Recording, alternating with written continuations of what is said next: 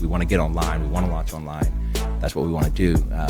We made the decision that we're not going to sell anything that we wouldn't be proud to bring into our own home and bring to our guests.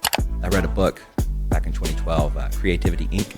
The very first page of the book, it says, quality is our business plan. And that just always resonated with me.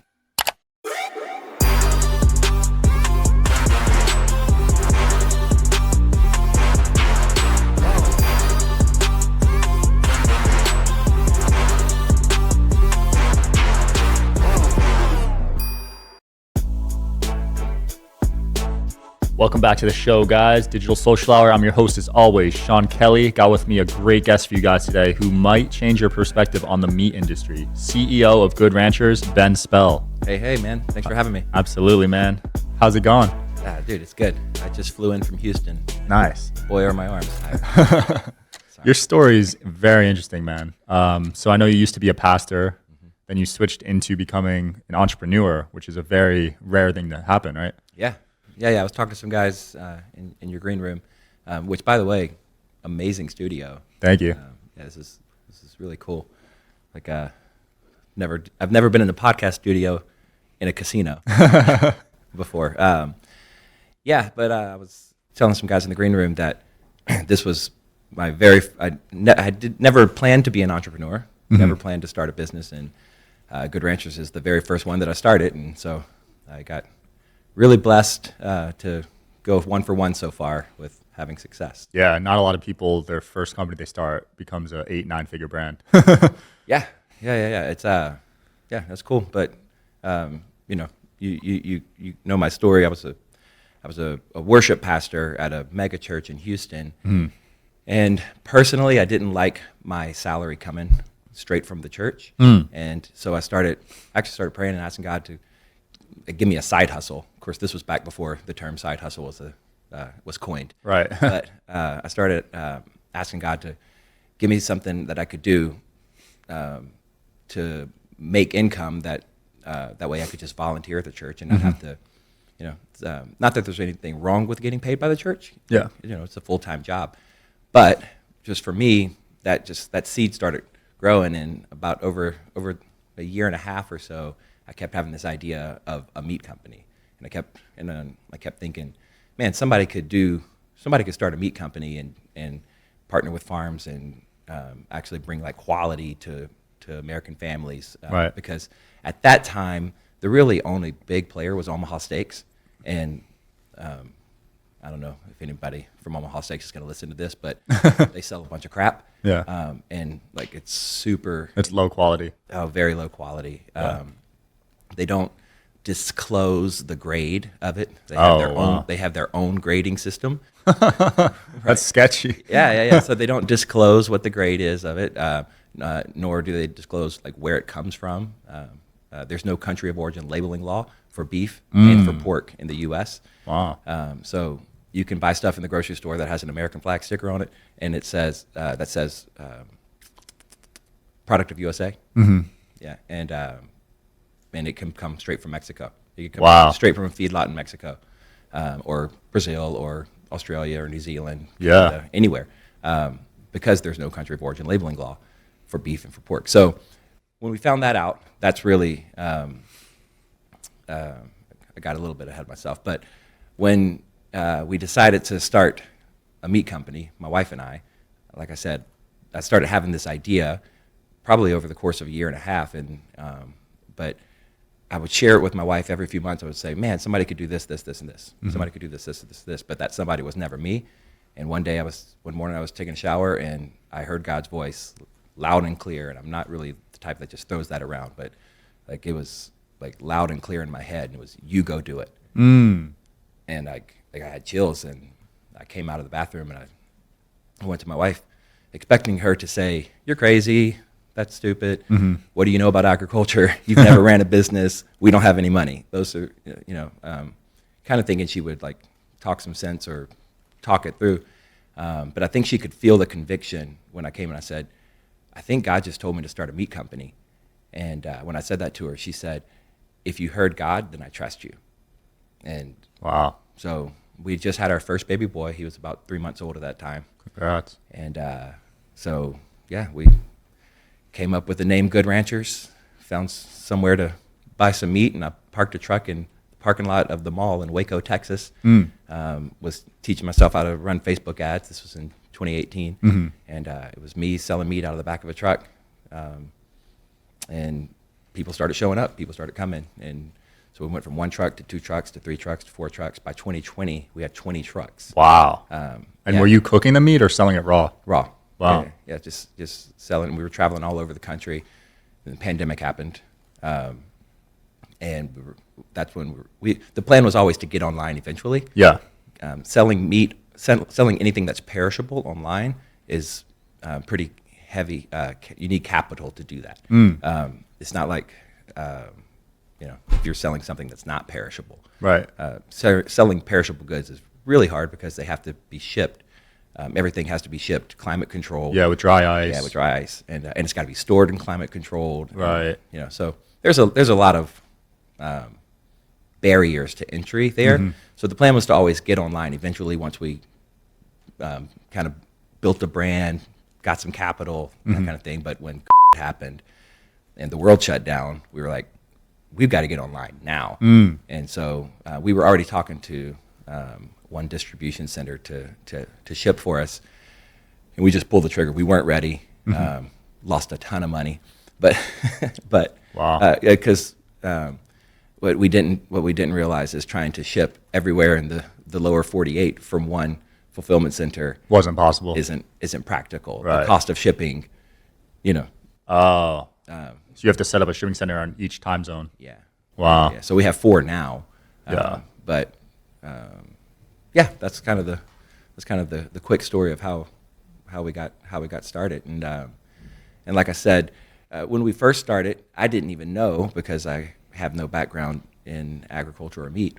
I didn't know that there wasn't a country of origin labeling law. And so for the first 2018 and 2019, we were just buying meat from producers, and then once I started getting some purchasing power, and could cut out the middleman and start going direct, that's when I learned that most of what we had been buying was coming from Mexico, just like the grocery stores and just like everything else. And we really drew a line in the sand and said, no, we want to support American farms and ranches. Yeah. I also learned in 2019 that that almost 20,000 independent ranches go out of business every year in the U.S. Wow. Multi-generational, lots of them multi-generational. That's a lot. Ranches. It is. There's today there's 700,000 independent farms and ranches, and the average herd size. People have this idea of the meat industry, and they think of like factory farming, and while that does go on, in the U.S. There's 700,000 independent, family-owned ranches, and the average herd size is only about 50 cattle. Small little farms that they're raising cattle. They're also raising other livestock as well, just trying to make a living. It's a simple life, and about 20,000 of those go out of business every year for the last 8 years. Jeez. Because with their no country of origin labeling law, sound like a broken record, but it's kind of our our shtick, Without a country of origin labeling law, you can just flood the market with undercut them inferior meat, right? And it is inferior. I would do a blind taste test with what we sell against our competitors any day, and that's why we've been growing so fast. Yeah, because when my wife and I, when we learned this, and about in 2020, we said, okay, we want to get online. We want to launch online. That's what we want to do. We made the decision that we're not going to sell anything that we wouldn't be proud to bring into our own home and bring to our guests. Love that. So I read a book back in 2012, Creativity Inc., by John Lasseter, the founder of Pixar. And the very first page of the book, it says, quality is our business plan. And that just always resonated with me. Yeah. And so when we started thinking of how do we sell meat online, it's kind of easy to get, and this is for anybody who sells anything online, it's not hard to get somebody to buy something once, but if the quality's not there, they're not going to keep buying. Right. So the goal is, how do you get somebody to buy something and keep buying? So Repeat customer. yeah. Yeah. Yeah, we have an 82% subscription rate. Holy, that's the highest I've ever heard. Yeah, it's insane. I mean, our growth has been 2021 was our first year online. Yeah. And from 21 to 22, we grew 400% from 21 to 22. Wow. And we're up 140% over 22 year to date. Crazy. Yeah. So how much of the meat at grocery stores is imported from other countries versus domestic? 85% of the grass-fed beef sold in the U.S. is imported. You serious? Ah, it's terrible. Yeah. And what makes the meat quality lower in other countries versus the U.S.? Great steaks, great cattle come from great feed.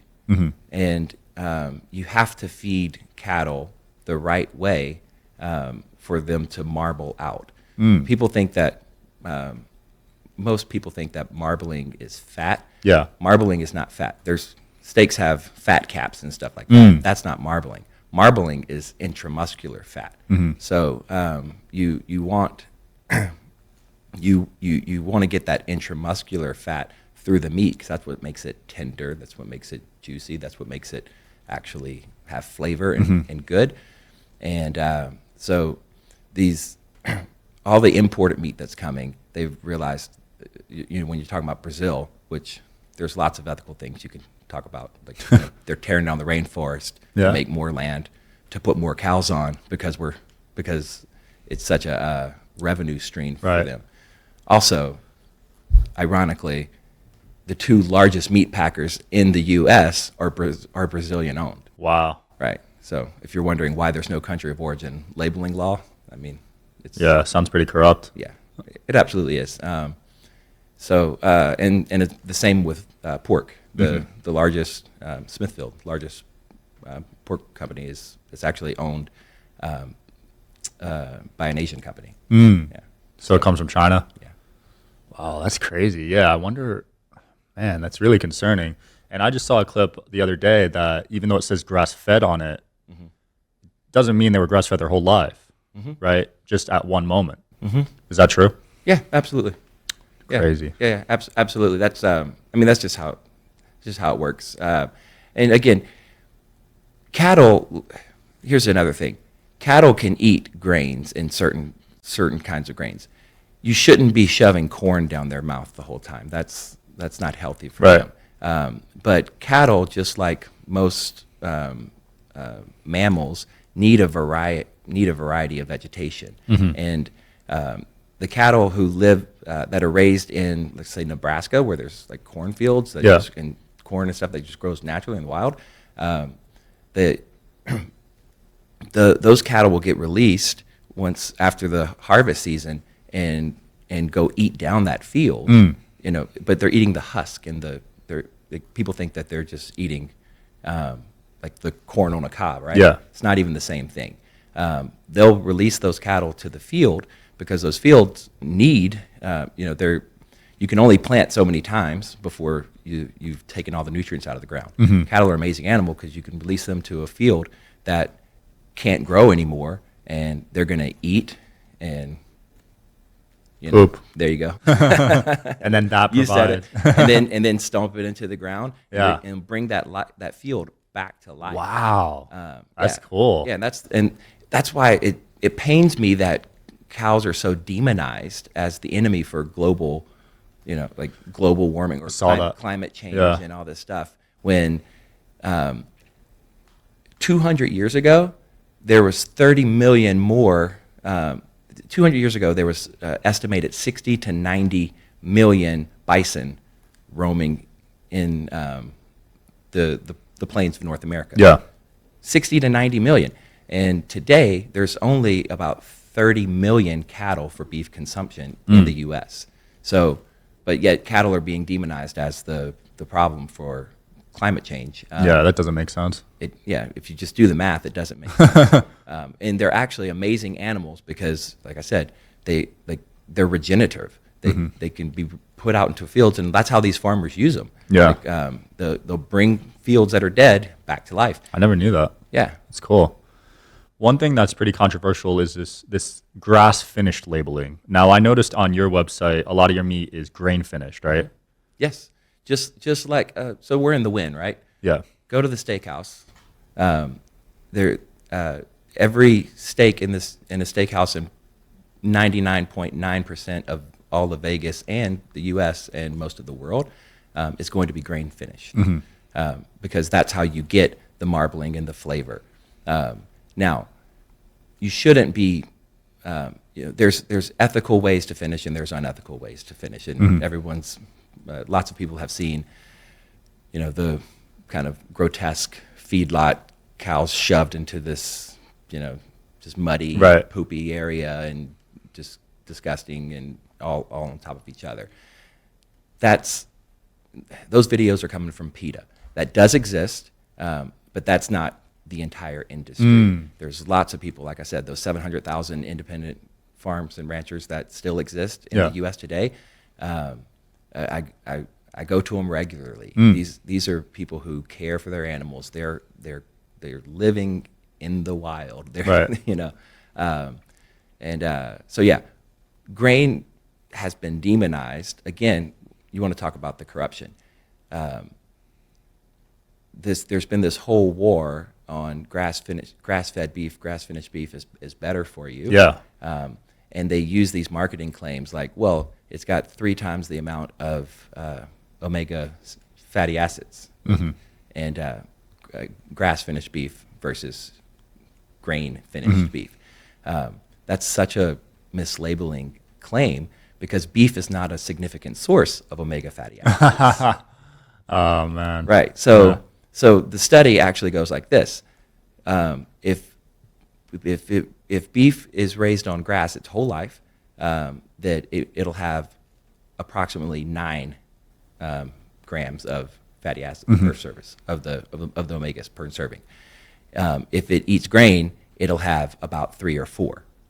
So that's the 3 to 4 times. One almond has like 1,000. Wow. You see what I'm saying? Beef is not how you get your omegas. There's lots of other, and that what they don't talk is the same amount of iron and creatine and vitamin K and all the healthy nutrients of beef and protein. It's 1 for 1 the same, but they use that omega fatty acids. It's healthier. It's 3 times more, right. But beef isn't a significant source of that. Yeah, they just zoned in on one vitamin and made that their argument, right? Yeah, and again, because it's cheaper to raise cattle, feed costs money, but just plain and simple, and especially high quality feed, right? It costs money. So you can raise cattle on grass almost for free because and that's why they taste so bad. You have to feed them. You have to fatten them up. I mean, ex-pastor here, read the Bible.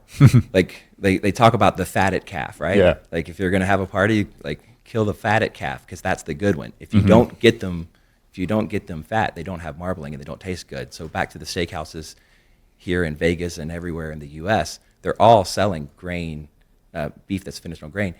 And what always me is, the most expensive beef in the world right now is Wagyu, right? Wagyu beef, right?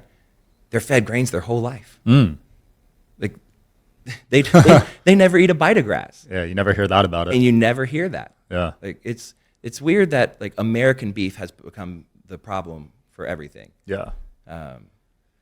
But don't get me down the rabbit hole. Well, it is weird. I think one part of it is there's certain farms that use antibiotics and vaccines, right? You chose the route of not partnering with those farms and making less money, which is why I really respect what you guys do. Yeah, because honestly, the consumer is only going to pay what they're going to pay, but it costs a whole lot more. Yeah. It costs a whole lot more to raise the right way and to buy that way. But again, it's like what I said earlier. My wife and I don't want to put that in my body. I care about what I eat. Right. We care about what we feed our kids, and so we said, you know what, we're gonna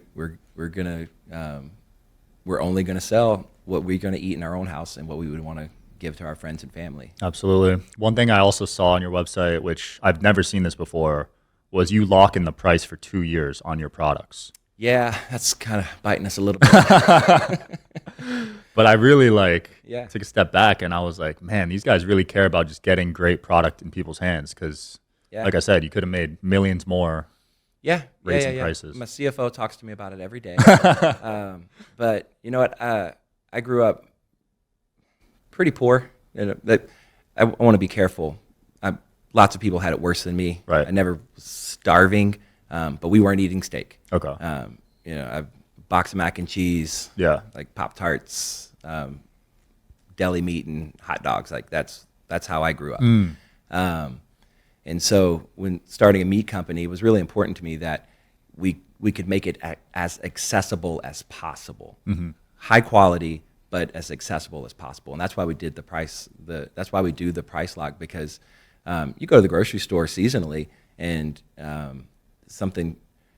I'll use filet mignon for an example, but like there's parts of the year where you'll go and it could be $22 a pound, and then you try to go in the holiday season and it's going to be $39 to $42 a pound because they know more people want to buy it. Right. So it's kind of hard to plan your protein around your family, especially if you have a budget and you can only spend so much. It's kind of hard to know. Well, if one day I go to the grocery store and ribeyes are $16 a pound, but then a month later I go and they're $26 a pound. Well, now I can't buy the meat that I want for my family. Yeah. So just factoring all of that in, we said, you know what, we want to allow people to buy it, lock in their price, and we hope we come out on the right side of it, because beef is a commodity. All meat, it's a commodity, and the price goes up and the price goes down. And, right. And so we try to take positions as far ahead as we can. Yeah. To kind of hedge against that. We need some more hedging right now because prices are up about 50%. Dang. Year to date. Well, from this time last year to now. Yeah. There's been droughts everywhere. It's like the smallest herd sizes ever, and because we won't bend on buying non-domestic, we could slash our prices if we wanted to source from Mexico or from Brazil or South America. We could slash our prices. But like I said, quality is our business plan. So what good does it do to slash our prices and then people stop buying from us because they don't like it? Quality, yeah. Like you said, 82% return rate, super high. Yeah. Are there other countries that have respectable methods for their cows, or do you think U.S. is number one? U.S. is number one.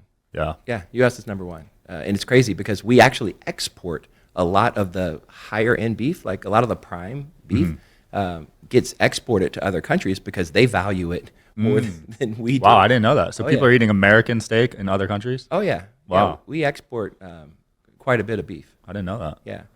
And, it's funny. I always talk about beef because when, our logo is a cow and you think Good Ranchers, and when you just think meat, you think steak.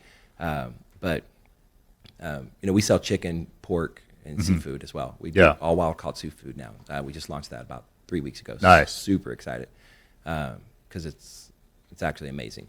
But there's a saying around our company that people come for the steaks and stay for the chicken because organic chicken is just crap. It really? Oh yeah, it's like, and if anybody's listening, and I challenge you to do a taste test. I'm telling you, like the organic chicken, we figured out, like the man figured out how, okay, we can get people to pay more. We can raise it almost the same exact way as we've been doing it, but we can get people to pay twice the price for it because the claim, according to the USDA, is that they have to be fed organic feed and have access to outside. So they're still putting them in pens and just shoving feed down their throats, and they never go outside. They have access to outside. Just access. But why are they going to leave? Why are they going to leave when you're throwing all the feed in their pens? So nothing changed. And by access, it's a 18-inch by 18-inch hole, 300 yards down at the end. That's the only difference? That's their access to outside. Oh my gosh. Yeah, you pay like double the price too. Yeah. Now, and with us, when you buy chicken from us, you're getting chickens that actually go outside and are never given antibiotics, never any. We say no hormones ever. That's a misleading claim as well because it's illegal to put hormones in chicken. Right. It is? Yeah. It's been illegal for a long time. And if you look at the claim on every label in the grocery store, sometimes they'll put it real big. No hormones ever. Yeah, I see it all the time. Yeah. But they're not saying there's no antibiotics ever. They'll say no hormones ever, and they'll put it real big to make you think. And then there's a couple of asterisks there that's it. And then down at the bottom it says the USDA does not allow the use of growth promoting hormones. Yeah. Got to check the eggs I'm buying, man. There's so many different types of eggs, and they keep promoting like a new, healthier one. Yeah. You know what I mean? Yeah. Yeah. I mean, yeah. But I love that we live in a time where people are starting to care more about what they put in their body. Yeah, same. Like my parents, the government did a huge disservice to a couple of generations, and by the government, I mean like the FDA. Yeah, the food pyramid stuff. Yeah. Like they did a horrible disservice. And then in the 70s, they came out with all this fat is bad and fat free, and then ultra processing everything. And, right. And it just jacked up a couple of generations of people because you are what you eat. Yep. And we should be eating real food that's raised right, and that's it. Yeah. I agree. This processed crap has to stop. All the canned stuff, all the processed stuff, it's got to stop. So is it true farm-raised fish is actually really bad for you? Yeah. Yeah. Why is that? Is it because it's a small area for the fish, and they're just and they're just recycling the fish through, and they're putting them back in, and so they throwing bags of antibiotics, like this antibiotic in a powder like form. They throw it into the water to the bacteria. Yeah. And the fish are swimming in it, eating it, drinking it. Oh my gosh. It's just absorbing into them. Yeah, I accidentally ate some farm-raised fish when I was in Bolivia, and I got sick for 3 days. Yeah. It was terrible. Yeah. Yeah, and the color's not the same. Nah. Yeah. So without price being a factor, what's your favorite type of steak?